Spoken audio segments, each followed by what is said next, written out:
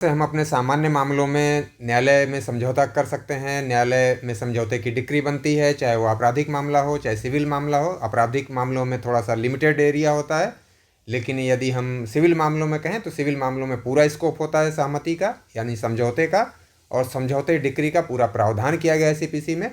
उसी तरह से यहाँ जब हम पारिवारिक मैटर्स की बात करते हैं तो यहाँ भी हमें कदम कदम पे सहमति या समझौते का अवसर दिया गया है। और जब हम पारिवारिक न्यायालय के अधिनियम की बात करते हैं तो वहाँ में भी धारा 9 में स्पष्ट रूप से कहा गया है कि सभी पक्षकारों को समझौते का अवसर दिया जाना चाहिए और न्यायालय द्वारा प्रयास किया जाएगा कि वो समझौता कर सकें आपस में। इसी तरह से सीपीसी में भी इस तरह की बात की गई है कि जहाँ पारिवारिक मैटर हो वहाँ सुलह समझौते को बढ़ावा दिया जाए। और खुद हिंदू विवाह अधिनियम में भी जब तलाक की नौबत आती है तो वहाँ पे भी स्पष्ट रूप से प्रावधान किया गया है कि पक्षकार स्वयं चाहें तो परस्पर सम्मति से भी तलाक ले सकते हैं। तो इसी तलाक की जो सम्मति वाली बात है, इसी का उल्लेख आज की इस वीडियो में हम लोग करेंगे, यानी परस्पर सम्मति से तलाक, यानी डिवोर्स बाय म्यूचुअल कंसेंट।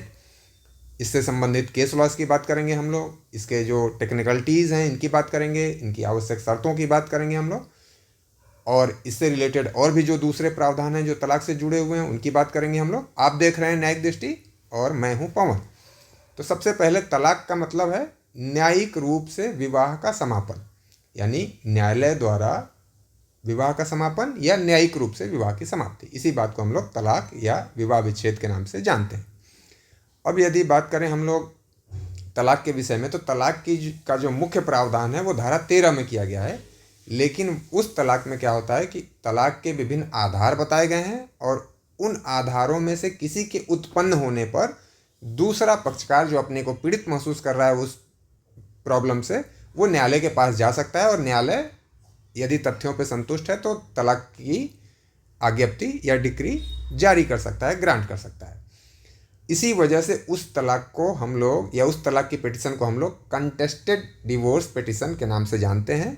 यानी एक व्यक्ति वादी होगा, दूसरा प्रतिवादी होगा, यानी एक आवेदक होगा, दूसरा उसका विरोध करेगा।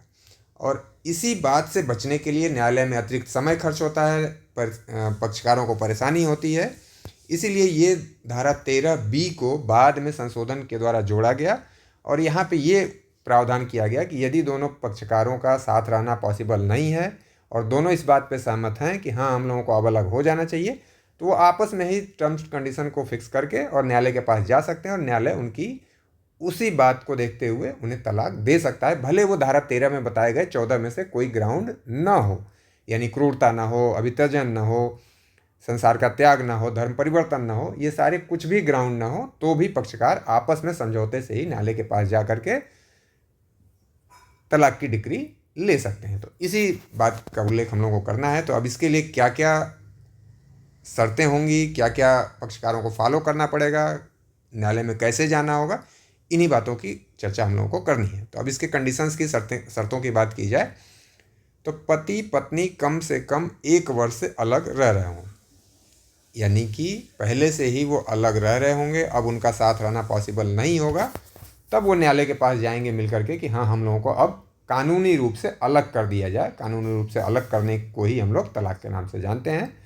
तो अब इसके बाद और कानूनी रूप से अलग रहने की एक विधा जुडिशियल सेपरेशन या न्यायिक पृथक्करण भी है, लेकिन वहाँ केवल सस्पेंशन ऑफ रिलेशन होता है। और यहाँ जब तलाक की हम बात करते हैं या तलाक का नाम लेते हैं तो इसका मतलब permanently the end of relation की बात यहाँ पे होती है। पूरी तरह से विवाह समाप्त हो जाता है, विवाह का बंधन समाप्त हो जाता है, पक्षकारों के संबंध समाप्त हो जाते हैं। तो इस रूप में यहाँ पे मैंने वर्ड यूज़ किया कि संबंध समाप्त करने की बात, यानी वैध रूप से कानूनी रूप से अलग रहने के लिए उन्हें परमिट कर दिया जाता है। वे एक दूसरे के साथ रहने में असमर्थ हों, दूसरी कंडीशन, यानी अभी तो 1 साल से वो अलग रह रहे थे लेकिन आगे भी अब वो साथ रहने में असमर्थ हैं, तब ये उनके म्यूचुअल कंसेंट के द्वारा डिवोर्स की बात आएगी। विवाह समाप्त करने के लिए दोनों की आपसी सहमति हो, यानी एक आवेदन करना चाह रहा हो, दूसरा विरोध कर रहा हो, तब तो फिर ये सिंपल चला जाएगा 13 में। और ये तब हम प्रतिवादित तलाक का आवेदन इसे कहते हैं या कंटेस्टेड डिवोर्स पिटिशन के नाम से तब जानेंगे यदि एक पक्ष सहमत नहीं होगा। ऐसा विवाह हिंदू विवाह संशोधन अधिनियम 1976 से पहले हुआ हो या बाद में। चूंकि ये धारा बाद में 1976 में जोड़ी गई तो इसीलिए कहा जा रहा है कि ये विवाह 1976 से पहले हुआ हो या इसके बाद में हुआ हो, दोनों पे ये लागू हो जाएगा। जिला न्यायालय में याचिका दायर की जाएगी, यानी जो याचिका की बात की जा रही है वो याचिका कहाँ पे दायर होगी, यानी फोरम कौन सा होगा, तो डिस्ट्रिक्ट कोर्ट होगा, या जिन जिलों में फैमिली कोर्ट इस्टेब्लिश कर दिया गया है तो वहाँ फैमिली कोर्ट में ये मामला जाएगा। ऐसी याचिका दोनों पक्षों द्वारा सामूहिक रूप से दायर की जाएगी। बाकी अभी तक जितने भी मैटर हम लोगों ने देखे कि एक पक्षकार जा सकता था, लेकिन यहाँ दोनों पक्षकार मिल करके जाएंगे। याचिका दायर करने के 6 मास के बाद और 18 मास के पहले पुनः न्यायालय से अनुरोध, यानी पक्षकार एक आवेदन यहाँ पे दे करके न्यायालय को आ गए तो फिर इनको दोबारा जाना है 6 महीने के बाद। और जो ये 6 महीने के बाद जाने की बात की जा रही है, इसी को हम लोग कहते हैं कूलिंग पीरियड के नाम से जानते हैं। यानी उनको एक अवसर दिया जा रहा है कि गुस्से में, लड़ाई झगड़े की वजह से वो अब साथ रहने का निर्णय नहीं लेते हुए आए थे पहली बार न्यायालय में, तो अब उन्हें एक अवसर दिया जा रहा है कि ठीक है भाई, अब आप 6 महीने बाद आइएगा, थोड़ा सोच समझ लीजिएगा। तो यही उनको एक अवसर दिया जा रहा है। और 18 मास के पहले, यानी 1.5 साल के पहले और 6 महीने के बाद उन्हें जाना है न्यायालय के पास दोबारा, ये कहते हुए कि हाँ, हम लोगों ने निश्चय कर लिया है, अब हम लोग बिल्कुल अलग ही रहना चाहते हैं, अब हम लोगों के एक साथ रहने की कोई संभावना नहीं है। अब इसके बाद इस 6 महीने और 18 महीने के बाद इनको फिर एक चांस दिया जा रहा है कि इस बीच पक्षकार अपनी याचिका वापस ले सकते हैं कि भाई हम अब तलाक नहीं चाहते या हम अब साथ रहने पे एग्री हो गए हैं। विवाह संपन्न होने या याचिका के तथ्यों की जांच न्यायालय द्वारा की जाएगी, यानी कि विवाह वास्तव में इन लोगों के बीच हुआ है कि नहीं, और हुआ है तो बाकी जो ये बात कह रहे हैं उसमें सच्चाई है, जांच करके न्यायालय संतुष्ट होगा। तब इसके बाद तथ्यों की सत्यता और संतुष्ट होने के बाद न्यायालय विवाह विच्छेद की डिग्री पारित करेगा। ऐसा विवाह डिग्री की तारीख से विकृत हो जाएगा, यानी उस दिनांक से मान लिया जाएगा कि अब ये लोग पति पत्नी नहीं है। अब ये जो मैंने अभी 6 मास की बात की, अमरदीप सिंह बनाम हरवीन कौर 2017 के मामले में सुप्रीम कोर्ट ने डिसाइड किया था कि ये 6 महीने का जो कूलिंग पीरियड है इसे समाप्त किया जा सकता है, या जो छूट दी जा रही है या छूट दी जा सकती है इस 6 महीने से। क्यों और कैसे, अब उस कंडीशन की बात की जाए तो समुचित मामले में न्यायालय 6 मास की अवधि का अभित्याग कर सकता है, अर्थात छूट दे सकता है। कब, किन किन कंडीशन के फॉलो होने के बाद, जहां 1.5 वर्ष की संविधिक अवधि पहले ही व्यतीत हो चुकी है, यानी जो कहा गया कि 1 साल से ये अलग रह रहे थे और जब ये पिटीशन लेकर के आए तो फिर 6 महीने की इनको टाइम दी जा रही है, तो कुल 1.5 वर्ष हो रहा है यहाँ। तो ऑलरेडी वो पहले से ही 1.5 साल व्यतीत हो चुका हो, तब पहली कंडीशन। दूसरा, सुलह समझौता के सभी प्रयास विफल हो चुके हों, और जैसे मैंने वही कहा था कि सीपीसी की बात और परिवार न्यायालय की बात, ये सभी मामले, और खुद विवाह अधिनियम की धारा 23 में भी इस तरह का उल्लेख किया गया है, तो ये सभी प्रयास सुलह समझौते के समाप्त हो चुके हों और उनके साथ रहने की कोई भी अब संभावना नहीं हो। पक्षकारों ने भरण पोषण, बच्चों की अभिरक्षा या अन्य विवाद जो भी मैटर है वो सभी आपस में ही सुलझा लिए हैं। न्यायालय को अब कुछ भी सेटल नहीं करना है। ऐसी छूट देना न्यायालय के विवेकाधीन होगा, यानी वो अधिकार के रूप में इस छूट की मांग नहीं कर सकते। न्यायालय तथ्यों और परिस्थितियों को देखते हुए उनको छूट दे सकता है। अब यही सेम 2017 वाली बात जो अमरदीप सिंह वाले मैटर में कही गई थी, शिल्पा शैलेश बनाम वरुण श्रीनिवासन के मामले में सुप्रीम कोर्ट ने 2023 में भी वही बात दोहरा दी, यानी अभी भी कोर्ट का स्टैंड वही है। अब इसके बाद बात की जाए कि तलाक की कार्रवाई में वैकल्पिक राहत भी क्या दी जा सकती है, तो निश्चित रूप से पक्षकार यदि न्यायालय के पास तलाक के लिए गए हुए हैं, अब मान लीजिए वो धारा 13 में गए हुए हैं या 13B में गए हुए हैं, तो न्यायालय के पास एक विवेकाधिकार है कि वो चाहे तो धर्म परिवर्तन वाले मैटर को छोड़ करके, यानी जो 13 में बातें की गई आधार की, उसकी बात की जा रही कि धर्म परिवर्तन का आधार, संन्यास लेने का आधार या सिविल डेथ यानी 7 बार से लापता वाले आधार हैं, तो उनको छोड़ करके शेष मामलों में न्यायालय तलाक के जगह पे न्यायिक पृथक्करण की आज्ञप्ति पारित कर सकता है। और दूसरा कि जो अब एक बार तलाक हो गया तो इनके बीच फिर विवाह कब होगा, कब हो सकता है, तो विवाह के दिन से 1 वर्ष के बाद, सॉरी ये तो याचिका दायर करने की बात हो रही है कि याचिका कब दायर कर सकते हैं, सामान्य मामलों में, यानी ये 13B में तो कहा ही जा रहा है 1 साल, सामान्य तलाक की भी जो 13 में बात की गई है वहाँ चूंकि उल्लेख नहीं किया गया, इसलिए अलग से धारा 14 में ये बात कही जा रही है कि विवाह के दिन से 1 वर्ष व्यतीत होने के बाद ही वो डिवोर्स पिटीशन ला सकते हैं। लेकिन उच्च न्यायालय ने अगर कोई नियम बनाया इस संदर्भ में, तो उस नियमों के अधीन रहते हुए न्यायालय 1 वर्ष के पहले याचिका स्वीकार कर सकता है। किन आधार पे, तो आवेदक को असाधारण कष्ट है इस आधार पे, या प्रत्यर्थी का जो असाधारण दुराचरण है, आचरण है, उसके आधार पे 1 वर्ष के पहले याचिका को स्वीकार करने में, यदि स्वीकार तो कर सकता है, यहाँ तो स्वीकार करने की बात कर ली गई कि इन 2 आधारों पे और उच्च न्यायालय के नियमों के अधीन न्यायालय स्वीकार कर सकता है।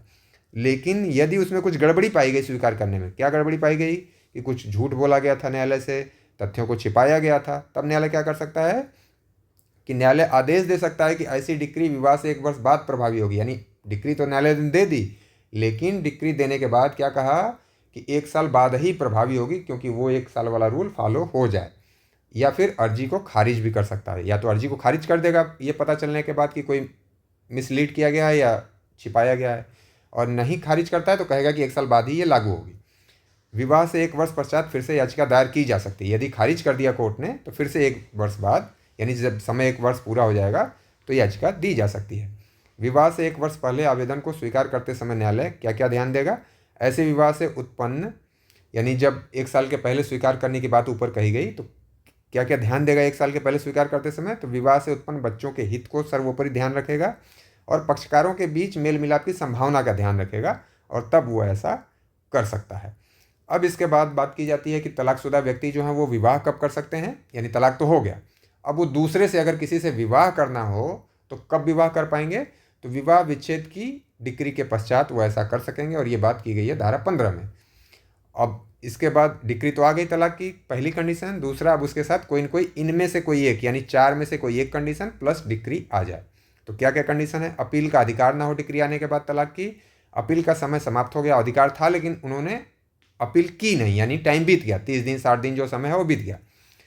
अपील खारिज कर दी गई हो, यानी अपील तो की गई थी लेकिन खारिज कर दी गई, तब भी विवाह कर सकते हैं। इसका मतलब पूरा ओवरऑल अगर देखा जाए, अपील में विवाह विच्छेद की डिक्री की पुष्टि कर दी गई, यानी जो डिक्री आई थी डिवोर्स की उसी की पुष्टि कर दी गई, खारिज कर दी गई तो भी समय समाप्त हो गया, या अधिकार था ही नहीं अपील का। तो इन कंडीशन में, अर्थात पक्षकारों के बीच उस याचिका से संबंधित सभी कार्यवाहियाँ समाप्त हो चुकी हों, तब फिर से वो दूसरा विवाह कर सकेंगे।